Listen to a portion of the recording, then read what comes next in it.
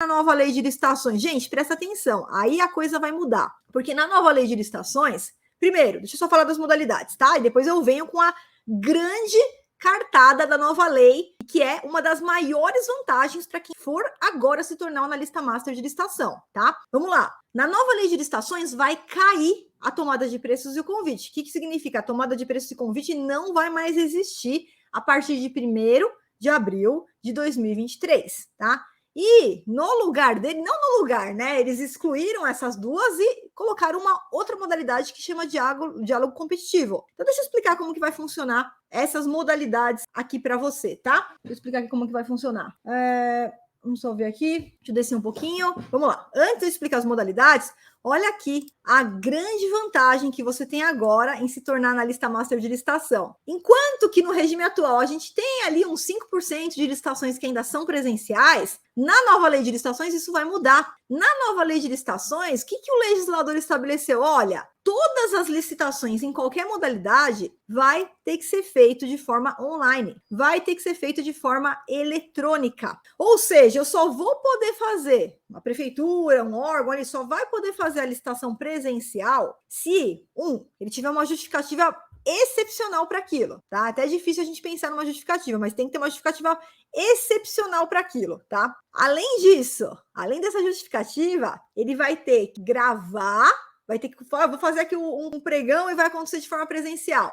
Ele vai ter que colocar uma câmera, ele vai ter que gravar, ele vai ter que gravar o vídeo, ele vai ter que gravar o áudio e depois vai ter que colocar tudo isso no processo. Olha o trabalhão que o servidor público vai ter se ele optar pela licitação presencial, e tem que estar justificado, não é só simplesmente, eu quero fazer presencial porque eu quero, não, tem que ter uma justificativa muito boa para isso, ou seja, a licitação de forma presencial, em carne e osso, eu ter que sair da minha casa, me deslocar até o órgão, ela vai ser excepcional, vai ser uma hipótese totalmente excepcional, e ainda eu tenho que gravar áudio, vídeo e disponibilizar no processo. Vanessa, não corre nenhum risco das licitações eletrônicas acabar. Isso é a mesma coisa da gente pensar que um dia a gente vai parar de respirar e não vai morrer, porque realmente, sem licitação, o país não funciona, tá? Então, essa daqui é uma das únicas carreiras que você tem uma garantia de não passar recessão econômica. Pode ver pelo que aconteceu em 2020, 2021. Enquanto várias profissões entraram em decadência, pessoas perdendo emprego, pessoas passando necessidade, tá? Quem estava posicionado como analista master de licitação não sentiu nada disso, pelo contrário. Porque as licitações elas continuaram todos os dias de forma eletrônica e explodiu. Aí que a gente foi realmente para o mundo eletrônico, tá? Então, quem souber se posicionar não vai enfrentar mais problemas de recessão econômica. Mas é claro, tem que ter comprometimento, né? Ninguém está falando que isso daqui é fórmula mágica, que simplesmente você vai entrar, por exemplo, na formação de analista master, a Flávia vai bater uma varinha mágica na sua cabeça. Então tem que ter o comprometimento. Né? Do meu lado aqui, ó, eu tenho certeza absoluta, por todos os estudos de casos e por todos os alunos que eu venho acompanhando ao longo dos últimos anos, né? Na verdade, eu estou há 23 anos nessa área, e cada ano o método de formação de analista master ele é reformulado. Ele fica cada vez melhor. Lá tem todas as técnicas, todos os macetes que você precisa, todos os equipamentos na sua mão para você se tornar um analista master, para você faturar acima de R$10.000 por mês. Então, a metodologia, ela serve para qualquer pessoa e vai servir para você também. E do seu lado, você tem que ter o seu comprometimento ali em seguir o passo a passo, em se comprometer com o processo, né? E aí vamos ver então como que vai funcionar um pouquinho aqui as modalidades de licitação, tá? Na nova lei de licitações, no regime atual também. Quando eu falo do pregão, pessoal, pregão ele é a regra, tá? Pregão é a regra. Quer dizer, a maior parte das licitações, elas são realizadas por pregão, mas lembra que é uma modalidade, tá? Hoje, até 1º de abril de 2023, a gente tem o decreto 10.024, que é o decreto mais famoso de pregão eletrônico que nós temos hoje. E esse decreto federal, ele trouxe a seguinte previsão, ó, é obrigatório fazer pregão. Se você está diante de um bem ou de um serviço comum, é obrigatório fazer pregão. Porque é um bem ou um serviço comum? É um objeto, um produto, um serviço que o órgão consegue descrever de forma objetiva ali no edital. O que ele vai comprar, o que ele quer, quais são os requisitos daquele produto, daquele serviço que ele quer. Então, nesse caso, o pregão ele já é obrigatório, tá?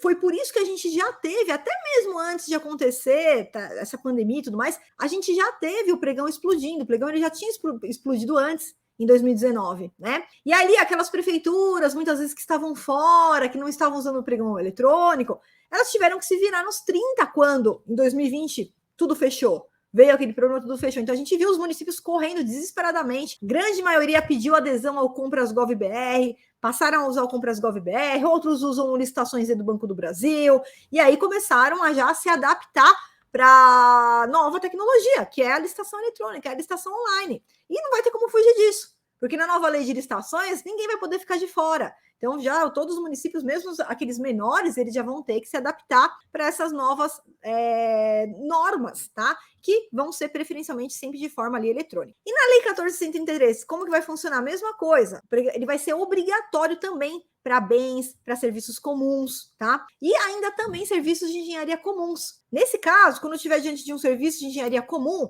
eu vou poder usar tanto o pregão quanto a concorrência, né? A lei, ela veio aí fazer esse aparato aí. Por quê? Porque a concorrência vai ser também eletrônica. Então, vamos dar uma olhadinha aqui na concorrência. Qual que é a grande diferença da concorrência da nova lei de licitações e da concorrência da legislação anterior? Na concorrência da legislação atual, da 8666, ela ainda é presencial. A concorrência da nova lei de licitações, ela vai ser eletrônica, tá? Pessoal, agora eu vou apresentar um pouco o conteúdo, tá? Depois eu volto mais para o final para as perguntas, porque senão vai dar o horário da live de vocês e eu não vou conseguir, que a gente tá com muito conteúdo hoje, tá bom? Mas pode escrever as dúvidas aí, depois que eu apresentar um pouco do conteúdo, eu volto e dou uma olhadinha nas perguntas do chat também, tá bom? Só para não atrasar aí o conteúdo da aula de hoje, para não ficar devendo nenhum conteúdo aqui para vocês, tá? Então, a concorrência na nova lei, ela vai ser eletrônica. E qual que vai ser a diferença? Ela vai continuar sendo utilizada para obras. Então, eu vou ter que construir um prédio, vou ter que fazer a reforma de um prédio.